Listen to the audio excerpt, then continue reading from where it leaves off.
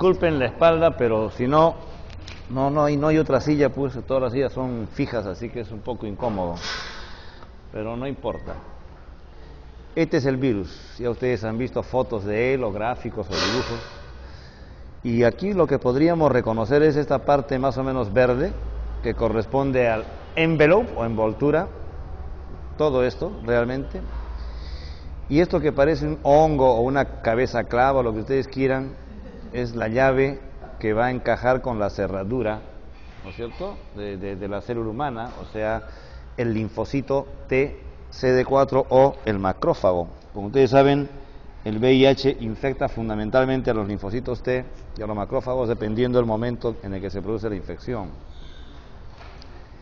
Y digo el momento en que se produce la infección porque el virus ingresa a un organismo humano, a una persona, y le produce infección en ese momento a las células que tienen el receptor CD4, linfocitos o macrófagos, y el virus va a seguir en el organismo humano pasando de célula a célula, o sea, va a seguir infectando. Y si ya tuvo 4 o 5 años de infección una persona, van a haber otro tipo de células que se infecten, como lo vamos a ver más adelante. En fin, este es el virus. Y esta es una microfotografía del VIH.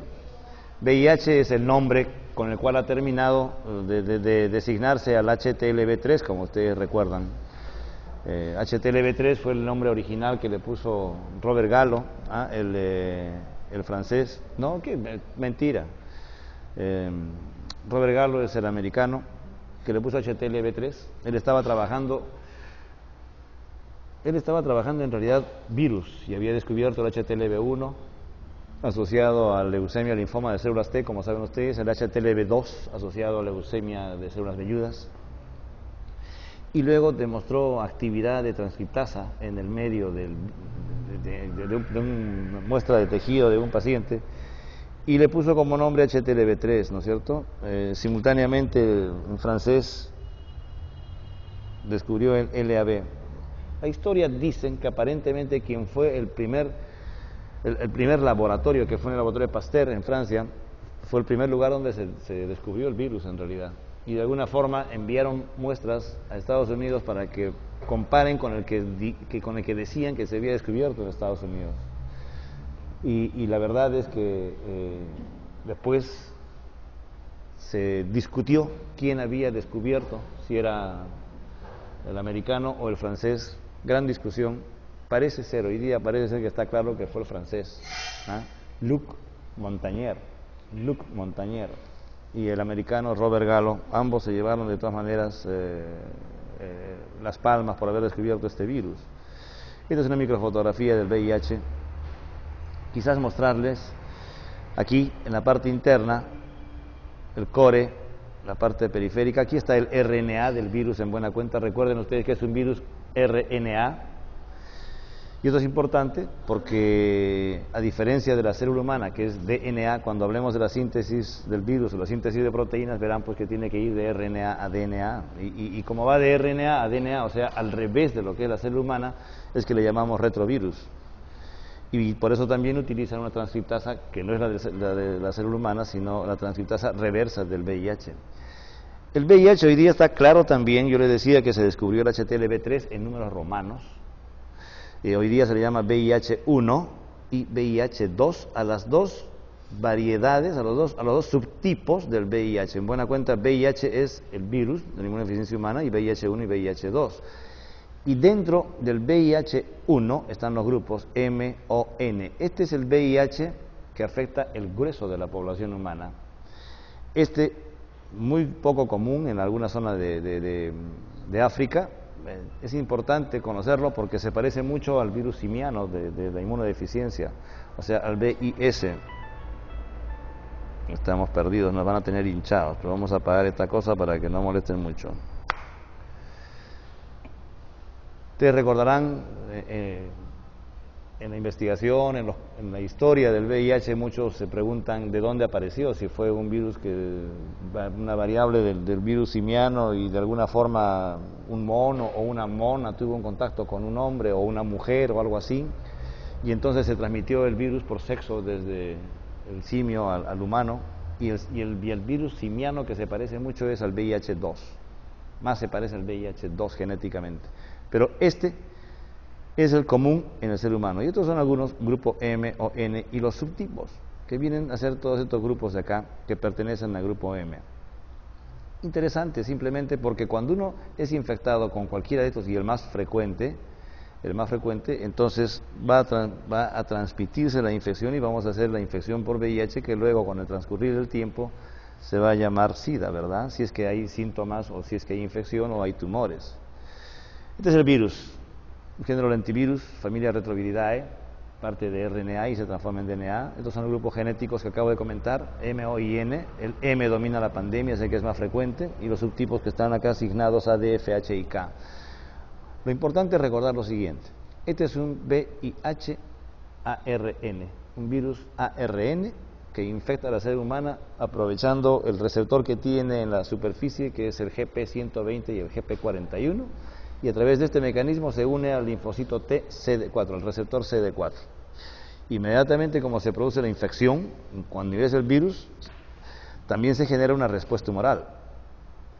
Esta respuesta humoral, o sea, la producción de anticuerpos en buena cuenta, está dirigida fundamentalmente contra la envoltura del virus, el GP120 y el GP41. Y es por esa razón que cuando uno hace una prueba de detección de anticuerpos para confirmar o diagnosticar la infección por VIH, una de ellas es el test de ELISA, como ustedes saben, un test inmunoenzimático que detecta anticuerpos. Aquí detectamos todos los anticuerpos sin poderlos diferenciar, si son contra el GP120, el 41, o si son contra el P24 o el P17. Simplemente decimos que es una prueba positiva porque detecta anticuerpos contra el VIH. Si yo quiero precisar mejor, hago una prueba de Western blot, donde voy a separar los anticuerpos contra, imagínense una casa, pues una casa que es el antígeno y actúa como antígeno y se forman anticuerpos contra la ventana, la puerta, el techo, la chimenea, en fin. Es exactamente igual, el virus está integrado por GP120, 41, cada una de las partes del virus, y cada una de estas a su vez genera la respuesta de anticuerpos. Y como son tres zonas las más importantes, el GAG, POL y EMF. GAG, POL y EMF son los tres genes del virus en buena cuenta, ¿no? Cada una de estas zonas va a tener una representación en la célula viral, en el virus. El GAG tiene una representación, el POL y el EMF. Y los anticuerpos van a ser contra cada una de estas zonas, contra el GAG, el POL y el EMF. ¿Qué importancia tiene? Es que para confirmar el diagnóstico de infección por VIH mediante una prueba de Western blot, por lo menos deben haber un anticuerpo o dos de cada una de estas zonas, como lo vamos a ver más adelante. Otro detalle interesante es que cuando el virus ingresa al organismo, se replica como loco, desde que ingresa. Pero hay un hecho que también es trascendental, o sea, no solamente se replica como loco, sino tiene un problema grave. Y cuando yo me refiero al virus, me van a escuchar, si no me han escuchado antes, decir que este virus yo lo considero, como mucha gente supongo, que es una bestia, ¿no? Y la palabra bestia en términos de eso, ¿no? Pónganse ustedes a pensar cuando dicen qué bestia, ¿qué quieren decir? ¿Que sabe mucho o que no sabe nada? Las dos cosas, ¿no? ¡Qué bestia! ¿Cómo sabe, no? Es una bestia, no sabe nada, ¿no? O sea, es lo mismo. Exactamente lo mismo pasa con este virus. Yo no sé si es una bestia porque no sabe nada o es una bestia porque sabe mucho. Cuando ustedes compran una camisa, cualquier parte o ropa si quieren, pasa por un control de calidad. El botón está chueco, el ojal no está bien y desaparece esa camisa, sobre todo si es que tiene una marca importante. Y alguien está haciendo el control de calidad, eliminando lo que no sirve. Y en nuestro organismo, en la célula humana, también es exactamente lo mismo. Si no, ya no tendríamos 5 dedos, sino de repente 6 u 8, porque estaríamos mutando permanentemente.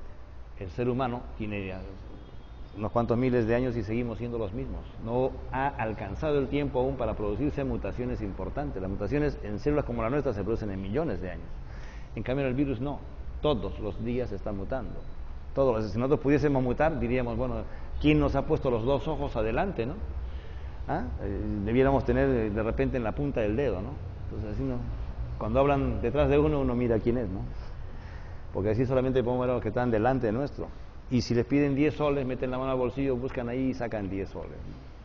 Una limosnita, buscan lo que quieren, es más fácil. Claro, a veces el dedo nos juega malas pasadas también. 10 billones de copias diariamente en pacientes estables, clínica y laboratorio. El virus está que se replica como loco. 10 billones de copias diarias, imagínense ustedes. Y el paciente está absolutamente asintomático, porque todavía existe un control desde el punto de vista de anticuerpos. El ser humano va controlando la infección. Del mismo modo, mientras van replicándose el virus, los linfocitos T también son repuestos a gran velocidad. Estos viven 24 horas o menos y están replicándose también los linfocitos T, de tal forma que hay un equilibrio que dura muchos años, 3 años, 5 años, 10 o 15 años, hasta que el virus logra superar las defensas del organismo, especialmente los linfocitos T, y se transforma ya no en infección por VIH, sino en SIDA, de acuerdo a los síntomas y signos que tenga el paciente. Entonces, un detalle interesante, se replica a una velocidad enorme, tremenda velocidad a la que se replica, primer concepto. Y segundo concepto que le decía yo es que el control de calidad que tiene es pésimo, lo cual permite que hayan mutaciones permanentes. El virus entra rojo, pero en poco tiempo rojito, rosadote, rosadito, rojazo, más rojo, más lo que ustedes quieran, anaranjado, empieza rápidamente a ver todas las gamas del color porque va mutando permanentemente. Un hecho importante es que estas mutaciones van a llevarse a cabo en cualquier lugar del virus, pero, por eso digo yo, no sé si es una bestia, de qué clase de bestia. Muchas de las mutaciones se producen, por ejemplo, a nivel de las enzimas que requiere el virus para sintetizarse, para replicarse. La primera enzima, la más importante en el inicio de la replicación del virus, es la transcriptasa reversa, como ustedes saben. Y a nivel de la transcriptasa reversa se producen mutaciones que tienen un doble efecto. El primero es que, como el ser humano ha sintetizado drogas para eliminar al virus, el objeto, el foco del tratamiento está dirigido a actuar sobre la transcriptasa reversa, como ustedes saben. Existen los inhibidores de transcriptasa reversa. Le damos un inhibidor de transcriptasa reversa, el virus mutó y ya no tiene efecto la droga. O sea, esta mutación le sirvió como un mecanismo de resistencia. El mecanismo de resistencia más importante en los virus, especialmente en VIH, es la mutación a nivel de las enzimas, a nivel de transcriptasa reversa, a nivel de proteasa. Inclusive son capaces de mutar ahora a nivel de integrasa, creando gran dificultad en el tratamiento de este virus.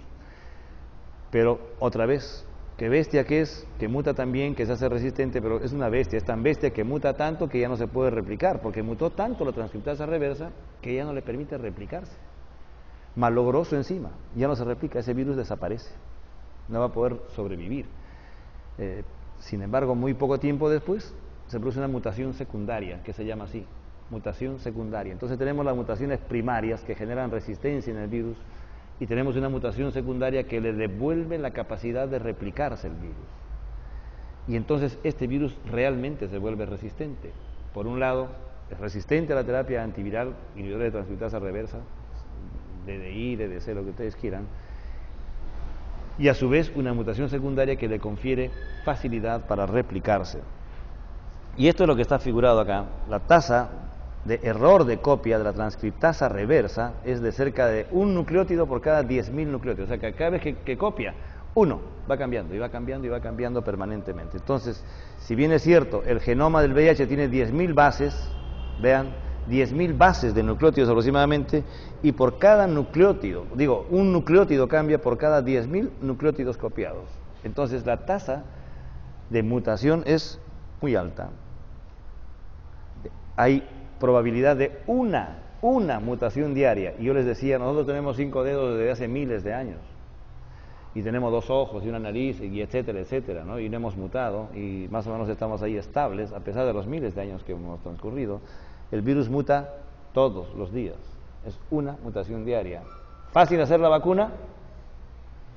¿Ok? Interesante, ¿no? Muta tanto que es difícil pues hacer una vacuna. Una variante viral resistente a drogas, ¿no es cierto? Porque mutó para hacerse resistente a drogas, exitosa, debe tener una mutación que confiera resistencia, pero que no impida su normal función enzimática, ¿ok? Lo que les comenté. Entonces se va a producir una mutación secundaria para que recupere esta capacidad de replicación. El virus es rojo cuando ingresa y va transformándose en todas las gamas de color. Y estos se van a llamar cuasi especies, donde el genoma principal, o sea, es un VIH por supuesto, ¿no es cierto?, donde tiene GAG, POL y ENF, se mantiene lo más estable posible, pero van a haber mutaciones y van a haber variaciones de tal forma que se van a llamar cuasi especies cada una de estas complejas formas de virus. Y la gran heterogeneidad entonces dada es por la alta tasa de mutación que se genera durante la replicación del VIH. ¿Y por qué se produce esto? Porque tiene una actividad de endonucleasa 3', 5', se llama, pésima. No tiene capacidad de endonucleasa 3', 5', que es la que produce el control de calidad en este virus.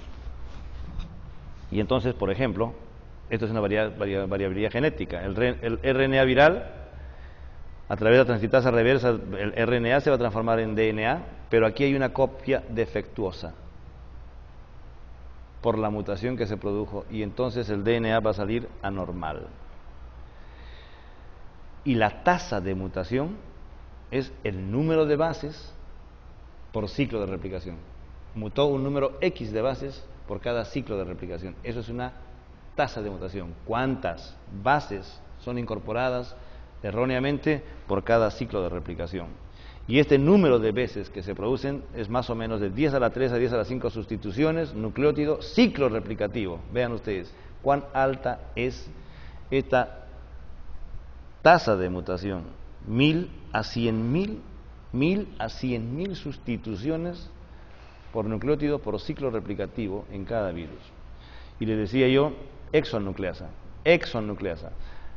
Esto es porque la tasa de mutación que se va a producir es que no tiene una actividad de exonucleasa 3', 5', como les comentaba anteriormente, que es lo que define el control de calidad, es la actividad editorial o control de calidad, como ustedes quieran, que es incapaz de reconocer al virus que se está replicando y que debe mantenerse como el previo.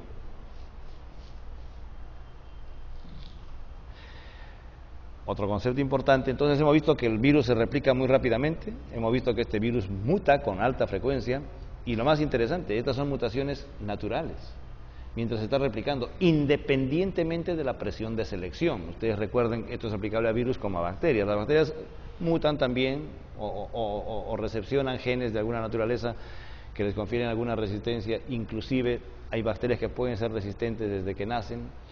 Uno elimina todas las sensibles y la resistente queda y se replica. Esto se llama presión de selección, como ustedes saben. Aquí sucede exactamente lo mismo. En primer lugar, el virus se transforma en una gran variedad sin que haya antirretrovirales, y cuando aparecen los antirretrovirales para tratar a este paciente van a morir o desaparecer todos los virus que son sensibles, pero quedarán los que son resistentes. Y esa resistencia es producida en forma natural. Muy bien, ¿y cuáles son estos mecanismos? Hay 4 condiciones importantes como figuran acá. La primera es la que les dije repetidamente. No hay actividad de exonucleasa, o sea, mala capacidad de controlar la calidad de replicación. No corrige los errores y se producen grandes mutaciones. El segundo detalle es, vamos a ver en el virus que hay proteínas estructurales en cuanto al gen y las proteínas funcionales, algunas que tienen actividad funcional, las que permiten que se inicie la replicación o que estén en la envoltura, quiere decir, las estructurales son el envelope, el GAG, por ejemplo, y las que tienen actividad funcional, el VIP, ya veremos, son 6 genes adicionales, ¿ok?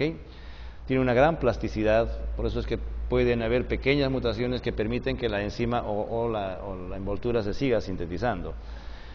Les decía yo, la alta tasa de replicación era una característica trascendental en este virus, y se producen 10 a la 10 nuevos viriones cada día. Entonces es un virus plástico, muy plástico, gran capacidad de mutar, replicación muy alta, y de tal forma que todo esto condiciona que en un momento cualquiera estén todas las posibles cuasi especies del VIH, todas, ¿se acuerdan de esa palabra? Todas. El convento donde entran 7 u 8 hombres a violar a las monjitas y dicen todas contra la pared, y la monjita más joven dice, un momentito, a la madre superiora no, a la madre superiora no, y la madre superiora salta hasta el techo y dice, un momento, han dicho a todas. Sería el colmo, ¿no? ¿Ah? Muy bien, entonces, ¿cuáles son los tipos de mutaciones? Yo les decía que existen las mutaciones primarias, ¿ok? Las mutaciones primarias, que son las que dan una que modifican en el sitio activo de la enzima, generando no solamente resistencia contra el antiviral que va a actuar sobre ese lugar, que es la enzima transcriptasa reversa, sino que pueden afectar la capacidad de replicación del virus. Esas son las mutaciones primarias. Y las mutaciones secundarias, cuyo objeto es restaurar la ventaja cinética, o sea, la capacidad de replicación que perdió por la mutación primaria. O sea, al hacerse resistente pierde la capacidad de replicarse fácilmente y entonces genera una mutación secundaria que le devuelve esta capacidad. Y lógicamente, un virus que tiene mutación primaria resistente y una secundaria que le permite replicarse, fácilmente va a tener no solamente afinidad por el sustrato, sino que además va a poderse replicar sin ningún problema. Estas mutaciones poseen un efecto ninguno sobre la resistencia, o mínimo, pero sí sirven para replicarse. ¿Ok? Son características fundamentales de este virus, que hacen que sea difícil, por un lado, generar vacunas, por otro lado, recordar que con el tiempo, a la larga, de todas maneras, se van a hacer resistentes a cualquier tipo de terapia antirretroviral. Quienes no me conocen, yo soy profesor de San Marcos, enseño medicina interna, infectología, soy profesor principal de mi alma mater, porque aquí estudié, trabajo al frente, en el Hospital Menara, y allí ya tenemos unos cuantos pacientes, ya hemos pasado los 3.500, 4.000 pacientes, y actualmente hay 900 pacientes nuestros que están con terapia antirretroviral de alta efectividad. Debemos tener 12 o 13 protocolos de investigación. En mi servicio se han trabajado drogas que todavía no están aprobadas, Favirenz, Raltegravir actualmente, y otras más se han probado en el servicio, y hemos observado, sin ninguna duda, lo interesante es que con el tiempo, de todas maneras, se vuelven resistentes. Tenemos algunos pacientes que ya tienen 6, 7 años inclusive, 6 o 7 años con el mismo esquema, desde que iniciaron hasta hoy, pero esa no es la regla. El grueso a los 4 años ya tuvo que pasar a un segundo esquema de tratamiento porque se hizo resistente de todas maneras. Este es el gen, la estructura genética del virus, como les decía, donde tenemos los genes estructurales, así es que cabe la palabra, el cuerpo del virus, el gen GAG, que da estos antígenos, de alguna forma, P55, 17 y 24. Estos dos, P17 y P24, son bien importantes. El P24 especialmente es un antígeno específico de grupo. Es decir, los cubanos idearon una prueba que es la detección del antígeno P24 hace mucho tiempo, basada semejante al AUBIO-DOT. Quienes han leído el AUBIO-DOT es una prueba de detección de anticuerpos cubana. Simultáneamente elaboraron una prueba de detección de antígeno. Ellos detectaban el antígeno P24 que tiene mucha especificidad de grupo, o sea, P24, VIH. Y sin embargo, le decía yo, la detección de por lo menos uno de cada uno de estos es necesario para confirmar el diagnóstico. Y en una prueba de ELISA todos están mezclados, sale como una prueba positiva, una mancha, no son capaces de diferenciarlos. En cambio, si ustedes hacen Western blot, el Western blot le dice GP120 positivo, GP41 anticuerpos contra el GP120, contra el GP41, el P50, P15, P24, P17 y se confirma el diagnóstico, ¿ok? Si solamente tienen uno de estos es negativo y si solamente hay dos, indeterminado, más es diagnóstico, y especialmente si está el P24, GP120, 41. Vean ustedes, esta es la envoltura, por eso es ENF, y estos son los que estaban en la cabeza clava, ¿recuerdan? El GP120 y 41, y estos de acá corresponden a las enzimas. Este es el gen POL, proteasa, transcriptasa reversa, ribonucleasa y la integrasa. Estas son las enzimas del virus y que le permiten replicarse. Esto está en el core, proteínas estructurales también del propio virus, como vamos a ver. Y entonces, estos son los genes que acabo de comentar, GAG, POL y ENF, genes estructurales, y estos son genes funcionales. ¿Y qué es lo que hacen? El GAG, decía yo, antígeno de grupo específico, el P24, ¿recuerdan? Esto es importante recordar. Son las proteínas del core y la matriz, capaces de ser suficientes para hacer el diagnóstico con el GAG. Y el POL, por ejemplo, viene de polimerasa, en realidad son las enzimas, todas ellas, proteasa, integrasa, transcriptasa reversa. Es fácil recordarlo, ENF de la envoltura, GP120 y 41, que son las que se unen a los receptores de la célula humana, al linfocito TCD4, y como ustedes ven aquí dice CCR5, que es uno de los correceptores que tiene el linfocito T, los dos correceptores con los cuales tiene que funcionar el virus son el CCR5 y el CXCR4. Estos tres entonces son genes estructurales. Luego vienen los funcionales, el TAT, REF, BIF, BPR, en fin, que tienen, por ejemplo, este es un transactivador, inicia la transcripción, regulador de la expresión viral, permite exportación hacia otro lugar, y el BIF, que este tiene que ver con la infección viral, infectividad viral. Este es el más importante para la infectividad viral, en fin, y los otros también son funcionales. Transformados, imagínense, por acá está el gen que estoy comentando, ENF, ¿qué es lo que genera el ENF genera esta zona, pues entonces, ¿no es cierto? El GP41 y el GP120, que es la zona del virus que va a unirse con el linfocito TCD4, y aquí también está la parte del envelope, el core, donde vemos el P24 y el P17, y luego las enzimas, transcriptasa reversa y etcétera, ¿ok? Este es el virus, una vez que hemos podido graficarlo. ¿Qué hemos dicho? Que es una bestia, muta, no sabe por qué, se hace resistente y capaz de replicarse nuevamente, recuperar esta resistencia a través de mutaciones secundarias. Hemos dicho que los genes están representados muy claramente, o sea, si hace algunos años, si hace unos 20 años no teníamos ni la menor idea de por qué se producía esa inmunodeficiencia en los pacientes que desarrollaban hemositis Carini o Kaposi, hoy día conocemos hasta los genes del virus y la función de cada una de las partes del virus. Lo más interesante es que este virus, como le decía yo, tiene tropismo por los linfocitos T o por los macrófagos, y depende de en qué momento de la infección estamos. Y las dos células humanas que son infectadas fundamentalmente son el macrófago y el linfocito T.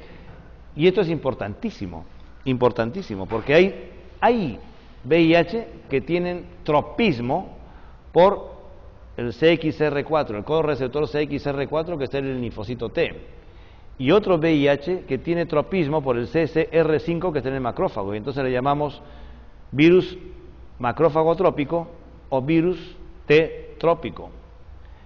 Es fácil recordar, CX parece un 4 finalmente, ¿no? El CX puede parecer un 4 y el 4 puede parecer una T. Ya, pues ese es mi mnemotécnico, ustedes hagan lo que quieran, pero a mí me gusta así. El CXR4 se parece a una T y se parece a una X, por lo tanto el CXR4 es un correceptor que está en el linfocito T, mientras que el CCR5 es un correceptor que está en el macrófago. Pero hay un detalle mucho más trascendental. Existen virus dual trópicos, capaces de infectar al linfocito T o al macrófago. ¿Y por qué es importante? Porque hoy día tenemos, dentro de los esquemas de tratamiento, tenemos drogas que bloquean la fusión del virus con la célula humana, la fusión final, la unión final, y fármacos que bloquean los correceptores. Por ejemplo, si yo tengo un fármaco que bloquea el correceptor CCR5, lástima pues, porque si tengo un virus dual va a afectar a cualquiera de estas células, y si mi virus predominante es el T trópico, de nada me va a servir tener un bloqueante del macrófago. Por esa razón, antes de dar este tipo de tratamiento, que es el uso de drogas bloqueantes de correceptores, se hace un análisis del virus dosándose los correceptores. Vean qué interesante hasta dónde se ha avanzado. Se ve en el paciente qué virus tiene, si tiene virus fundamentalmente linfocitos T con correceptor CXCR4 o si tiene macrófagos con correceptor CCR5. Y vemos el virus hacia dónde tiene predilección y uno puede decidir si le da o no le da tratamiento. Pero en cualquier caso, en algún momento este tratamiento va a ser insuficiente porque va a aparecer el otro grupo celular. Yo no creo que sea un buen esquema de tratamiento el uso de bloqueantes CCR5, como vamos a ver más adelante. Prefiero el uso de bloqueantes de fusión. T20, enfuvirtide, bloquea la fusión, como vamos a mirar más adelante. Muy bien, y ya sabemos que el virus se replica como loco, y sabemos que el virus ingresa a nuestro organismo por sangre, por sexo, o por qué sé yo, no solo transfusión de sangre, sino puedo pasar con órganos y todo, por trasplantes, pero la verdad es que entra por sexo, pues, tonterías. Es inusual que entre por sangre, ¿no? Es absolutamente inusual. Una transfusión de sangre, lógicamente una transfusión de sangre, si es negativa, uno dice es negativa, ¿por qué va a transmitir? Es que pudiera estar en el periodo de ventana, ¿no es cierto? Entre el virus, el organismo empieza a producir anticuerpos. Estos anticuerpos pueden aparecer tan temprano como 14 días o tan tarde como 6 meses, como ustedes saben, y depende del tipo de prueba que yo tengo para detectar anticuerpos. Una de tercera o cuarta generación van a detectar anticuerpos mucho más temprano y van a ser mucho más específicos, como saben.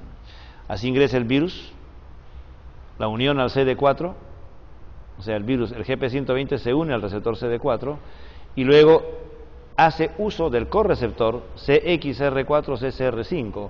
Esto es importante recordar porque hay células humanas en alguna población que no tienen correceptor y por lo tanto esa es la explicación por la cual en parejas discordantes donde el esposo o la esposa están infectados no transmite el virus a la pareja sexual. Tengan relaciones mañana, tarde y noche, lo que quieran, ¿no? Y por supuesto sin preservativo. Sin embargo, no se produce la transmisión del VIH porque no existe el correceptor. Este descubrimiento fue el que llevó a sintetizar drogas bloqueantes de correceptores. Hoy día está muy claro la necesidad de tener el correceptor inclusive en presencia del antígeno de histocompatibilidad. Entonces, el primer paso es unión al linfocito, al receptor CD4, y el segundo paso es la interacción con el correceptor CXR4 o CCR5, depende, cualquiera de ellos, dependiendo del tipo de célula, como acabamos de decir, si es un linfocito T o si es un macrófago. Y luego se produce ya el anclaje del VIH, que ya se unió al correceptor y al receptor. Hay una interacción, así se llama, todo esto es el tercer paso, hasta acá, y finalmente lo que llamamos una fusión completa. Qué interesante, vean ustedes, es como que el envelope ha llegado a formar parte del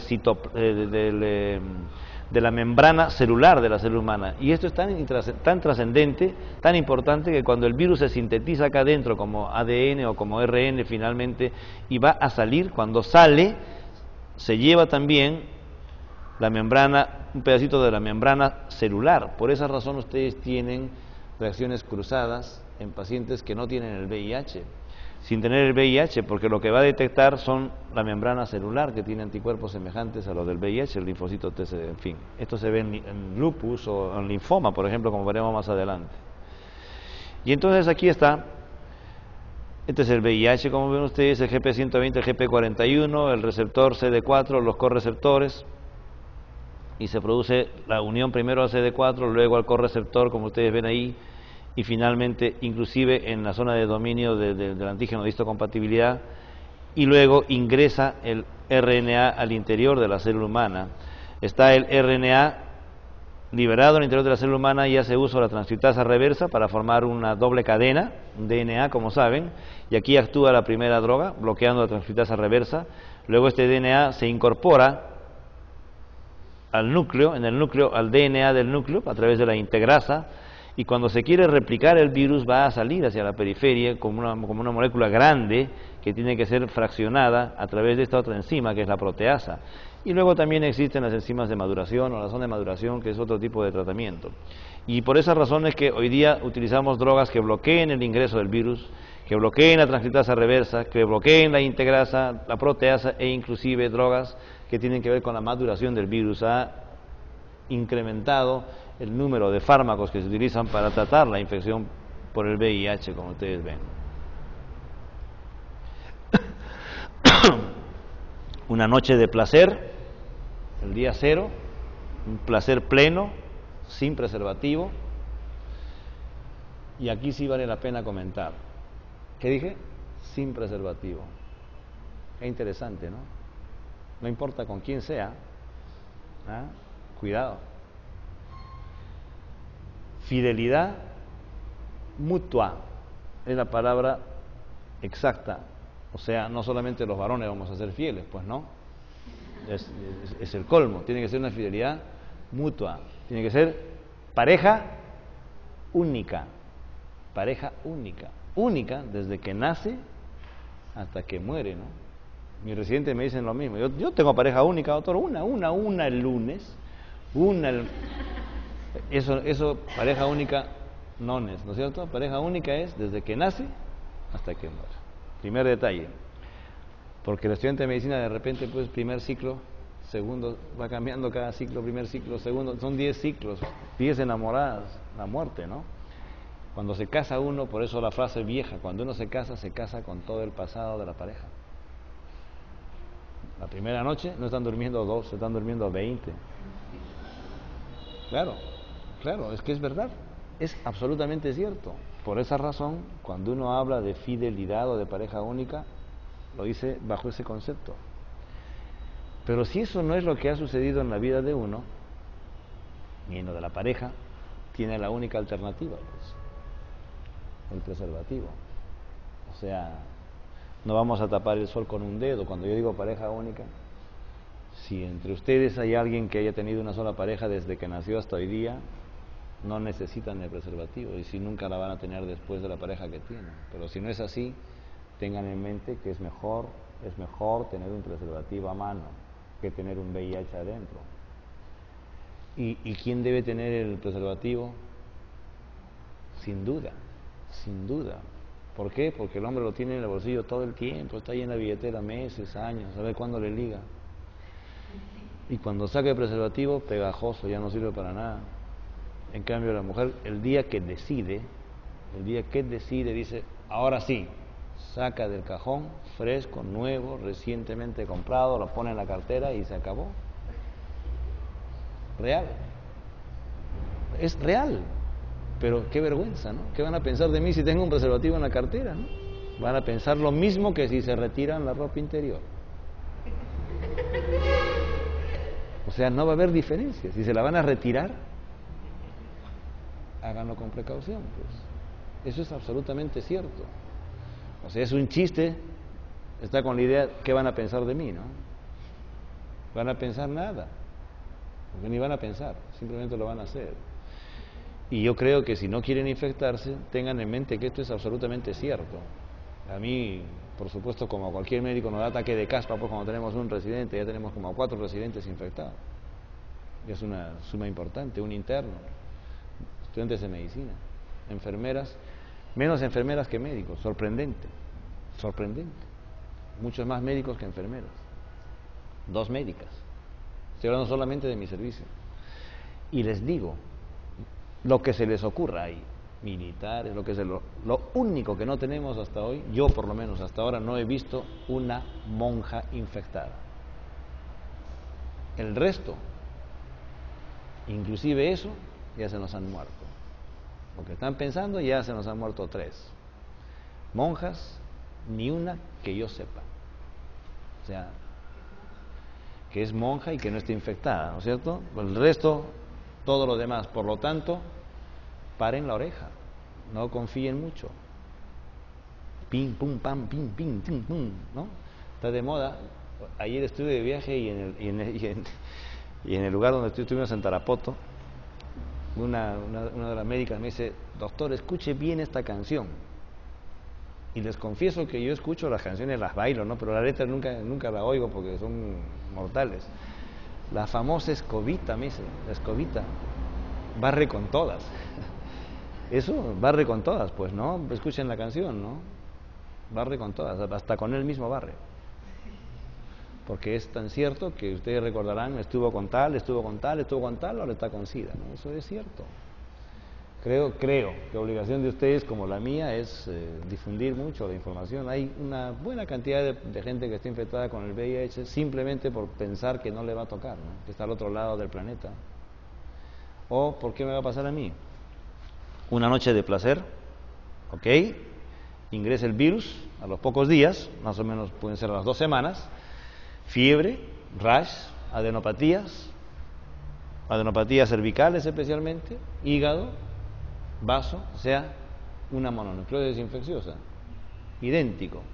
O sea, ese día que ustedes tuvieron un cuadro semejante a un resfrío común, perfectamente pudo ser un VIH, ¿no? Y ahí no se les ocurre, porque ¿cómo se les va a ocurrir? ¿Por qué tendrían que hacerlo? ¿Por qué va a haberles pasado una cosa así? Si con quien tuvieron relaciones era una persona conocida.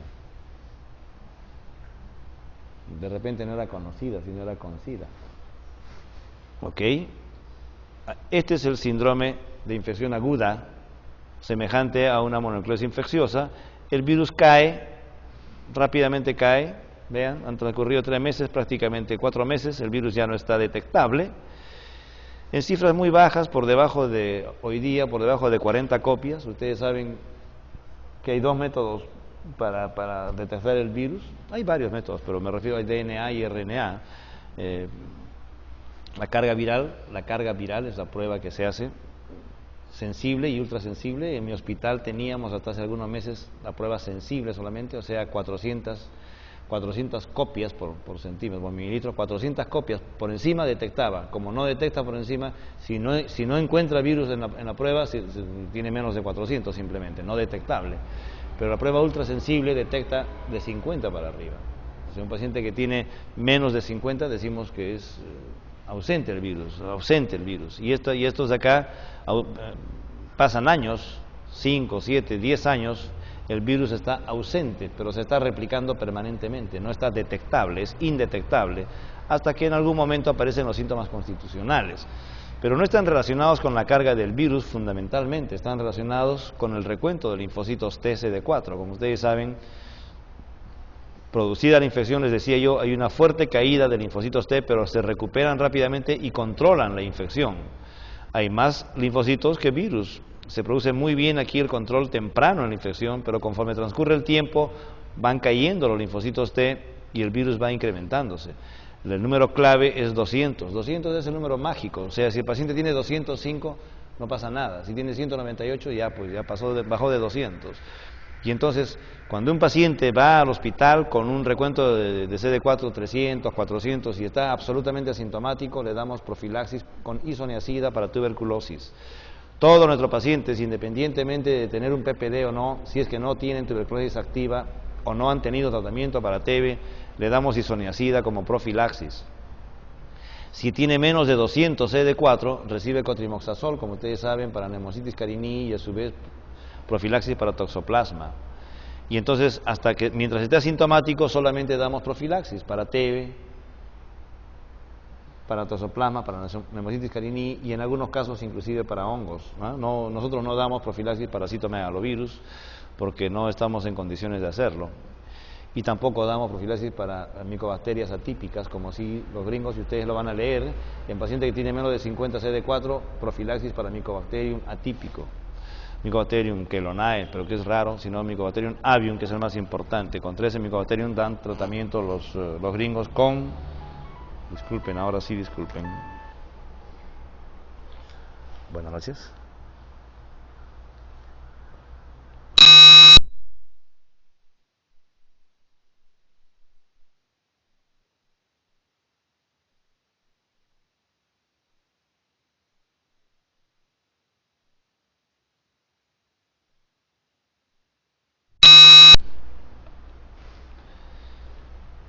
Y entonces, por debajo de 200 aparecen los llamados síntomas constitucionales. En realidad no es que por debajo de 200 aparezcan los síntomas constitucionales. Cuando nosotros decimos 200 nos referimos fundamentalmente a la cifra mágica que establece en qué momento aparecen las infecciones oportunistas.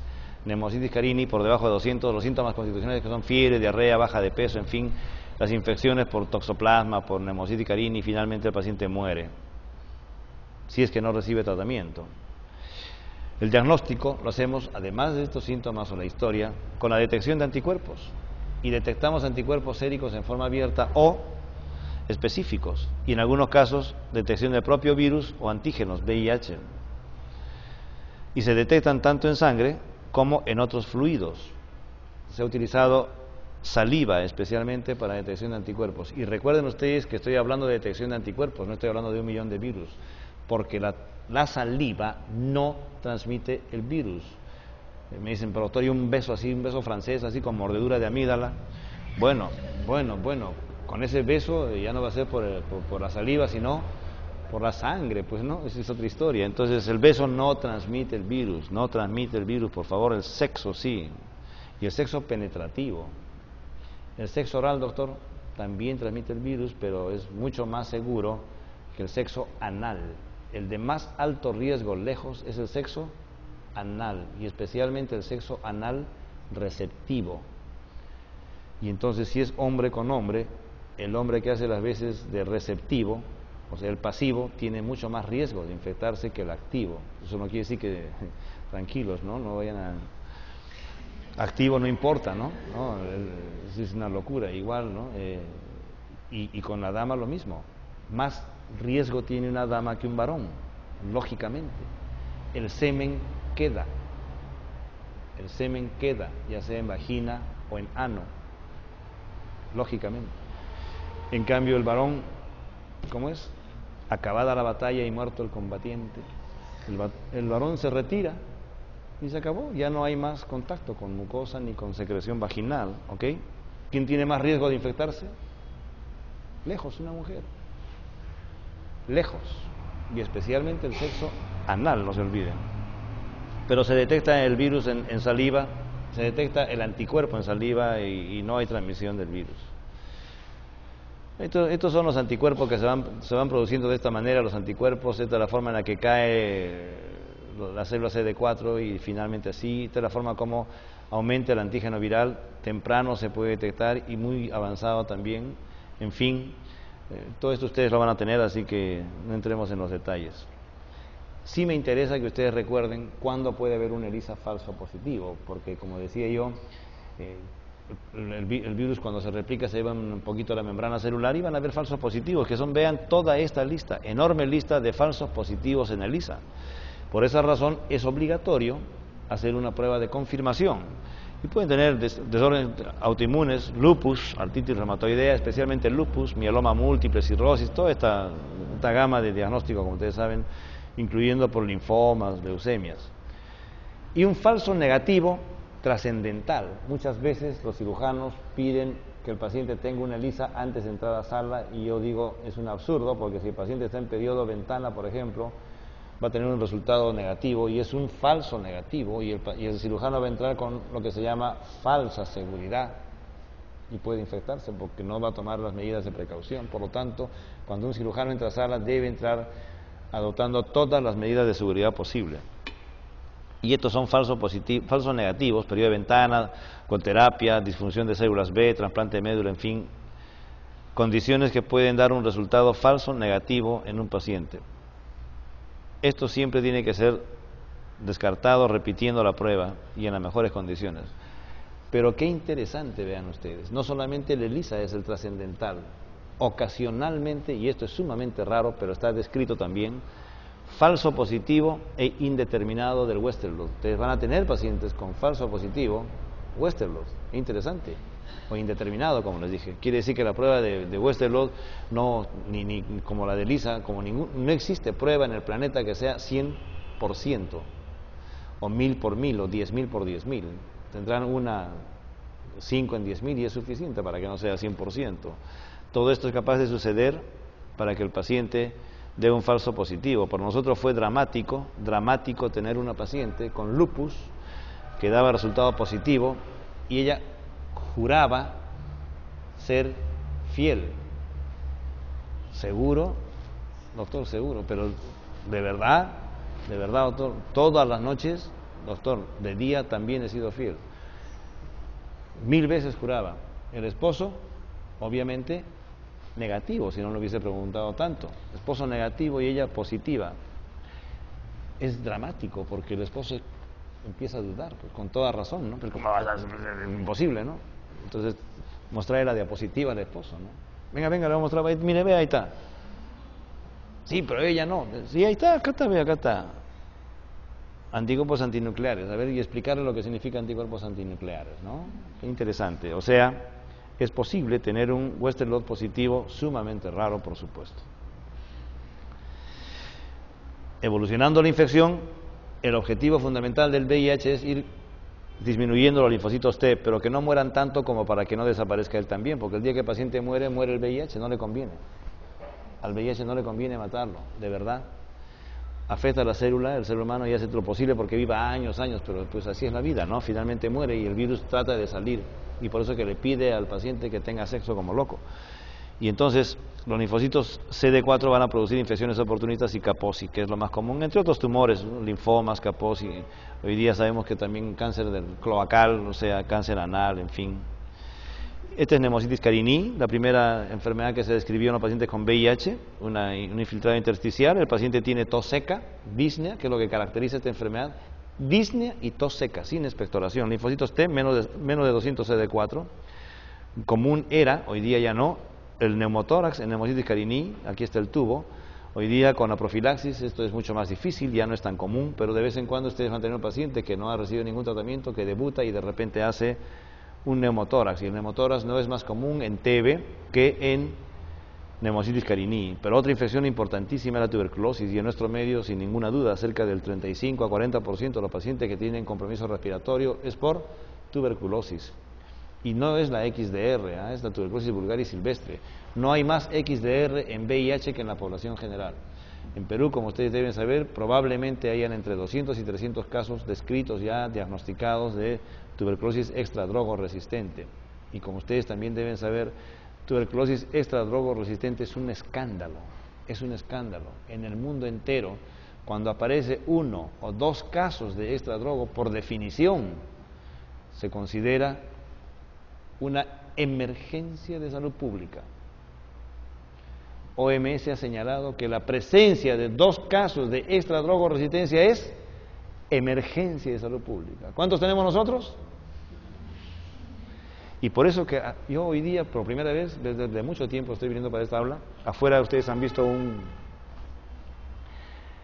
¿cómo se llama esta cosa de plástico así, donde hay cosas escritas? ¿Cómo se llama? Una gigantografía afuera, refiriéndose al H1N1, ¿no? Yo estuve, hasta ahora, presido el comité de H1N1 de la red Almenara, y alguna vez he tenido que hacer algunas declaraciones sobre H1N1. Y la verdad que es extraordinario esta gigantografía. Le preguntan a uno que está ahí, ¿y usted tiene H1N1? No, pero tengo tuberculosis, SIDA, hambre, frío. Esa es nuestra realidad, pues. Ha habido H1 y hay, pero no es tan trascendental como la tuberculosis que tenemos a pastos, o como VIH, que es importante, o el frío que tenemos, ¿no? O el hambre. Tuberculosis pulmonar. Otra infección importante, herpes zóster. Herpes zóster, que lo van a ver en diferentes formas y que por lo común muchas veces afecta varios dermatomas. Y la candidiasis, que ustedes han visto N veces, cuando ustedes vean un paciente con cándida oral, lo más probable es que sea VIH. Es inusual ver en adultos cándida oral, aun cuando esté usando corticoides, esté usando antibióticos a pastos. Es inusual. Si ustedes tienen un paciente con cándida oral, pidan un test de ELISA. Y especialmente si tiene cándida oral en la región anal. Cándida anal. Herpes genital, vean ustedes. Herpes genital, cándida y condiloma en un mismo paciente. En mi servicio hay una doctora que me decía, por donde pecas, pagas, le dice a los pacientes. Ahí está, pues peca por acá, paga por ahí. Herpes, cándida, en fin. Y la toxoplasmosis cerebral, otra infección oportunista importante, que da un anillo que realza con contraste, como se ve en tuberculosis. Se había descrito en tuberculosis el anillo que realza con el contraste. Este es igual en toxoplasma. Quizás a recordar algo importante es que en toxoplasmosis, si nosotros hacemos una resonancia de este paciente, seguramente que tiene más de una lesión. En tuberculosis es una sola. Si tienen un paciente con lesión única en resonancia, TB. Si tiene múltiples lesiones, toxoplasma. Y otra complicación importante de las infecciones es el citomegalovirus, que puede dar complicación pulmonar, retinial o neurológica. Y por supuesto, el diagnóstico de citomegalovirus no hacemos con la radiografía de tórax y la presencia en esputo, sino con la biopsia. Uno tiene que demostrar el citomegalovirus en el interior de la célula. Si no está en el interior de la célula, no tiene valor diagnóstico. El diagnóstico se hace fundamentalmente con biopsia, entonces, para poder decir que tiene neumonía. Y finalmente voy a hablarles un poquitito de la terapia. Hemos visto cómo es el virus, algo de la sintomatología, algo de las infecciones oportunistas, cómo hacemos el diagnóstico con las pruebas de ELISA y Westerlo para confirmar. Y decíamos que les damos a los que tienen menos de 200 profilaxis para Pneumocystis carinii, y luego cómo los tratamos, a quiénes tratamos y por qué tratamos. En realidad, el tratamiento puede ser al paciente que tiene SIDA, o sea, aquel paciente que tiene menos de 200 CD4 es un paciente que tiene SIDA. Aquel paciente que tiene infección oportunista tipo toxoplasma, Pneumocystis carinii, ese paciente tiene SIDA. Ustedes recuerden la clasificación, imagínense que acá estamos haciendo un gráfico de 9 cuadrantes, A, B, C, 3 columnas y 1, 2, 3, 3 filas. Si unimos las 3 columnas A, B, C con las 3 filas 1, 2, 3, son 9 cuadrantes, y ustedes pueden decir A1, aquí, ese paciente que no tiene ningún síntoma, en la columna A, asintomáticos, absolutamente asintomáticos, linfadenopatía generalizada persistente, como se describió originalmente en la clasificación anterior, o infección aguda, aquí en A. En C, es el paciente que tiene SIDA, síntomas avanzados, infecciones oportunistas o tumores.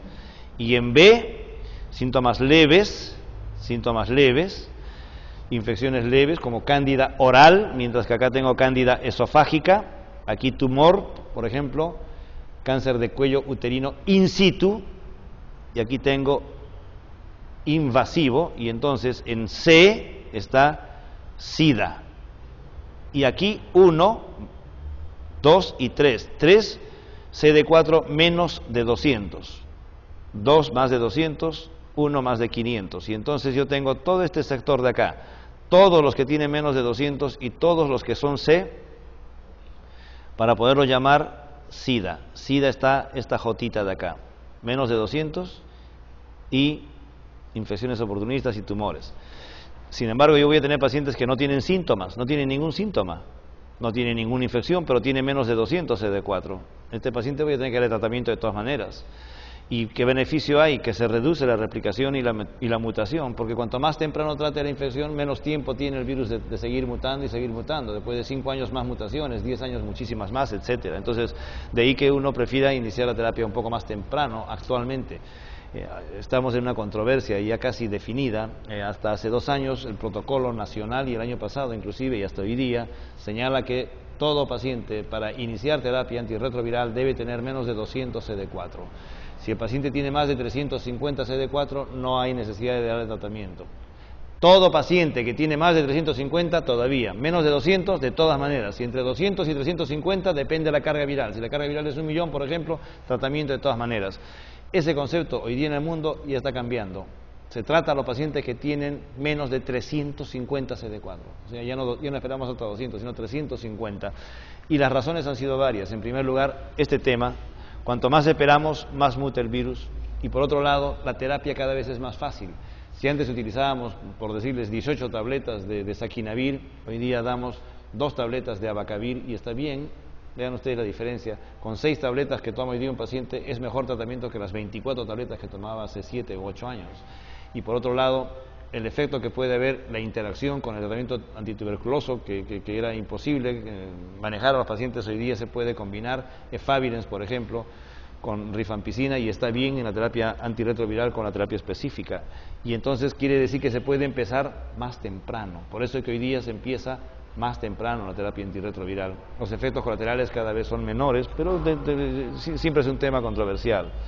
Esto previene la inmunodeficiencia, que no llegue a tan bajas cifras, porque cuanto más alta esté mejor, la sobrevida también es mucho mayor, en fin, las cepas resistentes son menos seleccionadas, las drogas nuevas dan menos toxicidad y la transmisión lógicamente será menor. Si un paciente tiene carga viral indetectable, la posibilidad de transmitir será menor, lógicamente. Si un paciente tiene 1 millón de virus en el semen o tiene 10.000 en el semen, habrá diferencia de transmisibilidad. Eso es lo que quiere decir en buena cuenta esto. Pero por otro lado, si esos son los beneficios, ¿cuáles son los riesgos? Los efectos adversos de las drogas, que siempre existen y no van a dejar de existir. La más dramática para nosotros ha sido la acidosis láctica, que mata. Se nos han muerto pacientes por acidosis láctica, especialmente con D4-TDDI. La combinación de D4-TDDI mata. Ya eso está proscrito, hoy día no se usa, pero tenemos, a pesar de todo, algunos pacientes con D4-TDDI.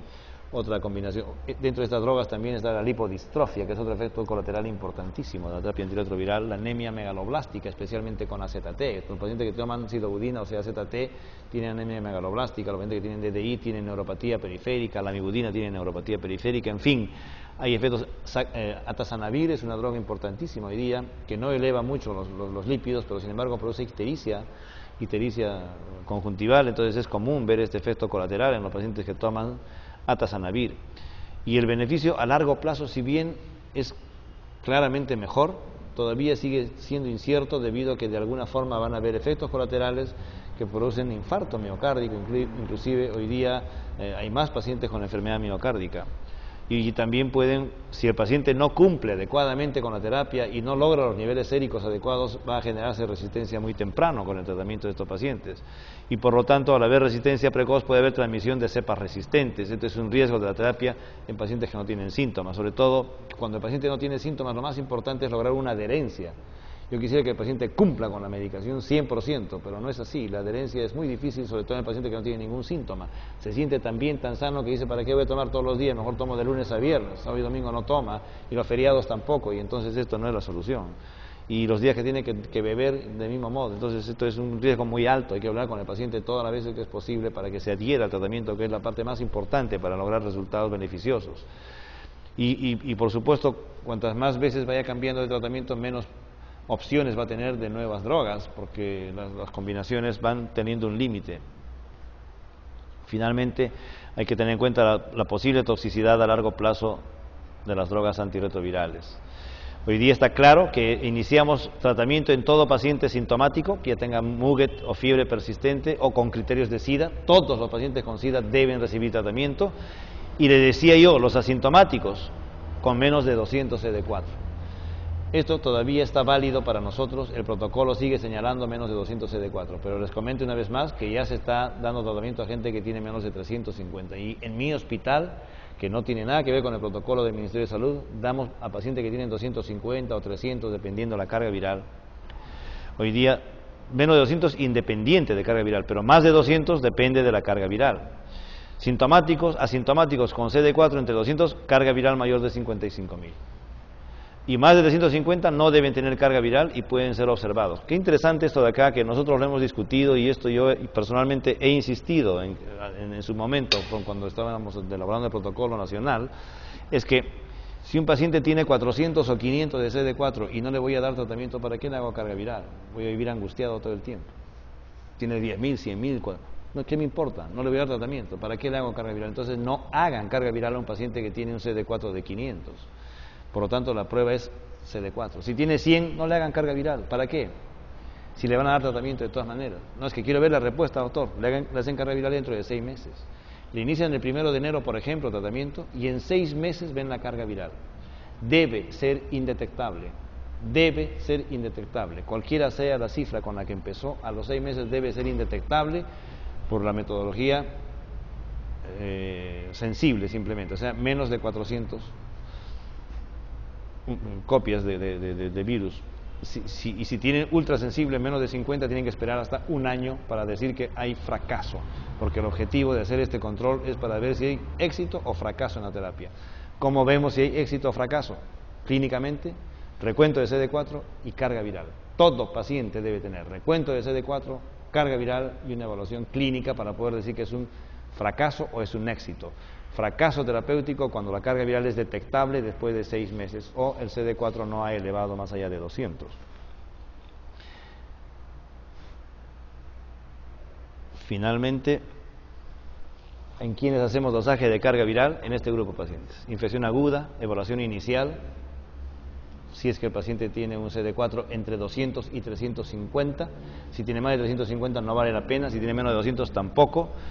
A los 3 o 4 meses de iniciada la terapia, puede hacerse a las 2 a 8 semanas de terapia cuando uno tiene medios. Si ustedes cuentan con medios, esto está bien. Si no tienen medios, a los 6 meses simplemente. Empiezan la terapia sin evaluación de carga viral.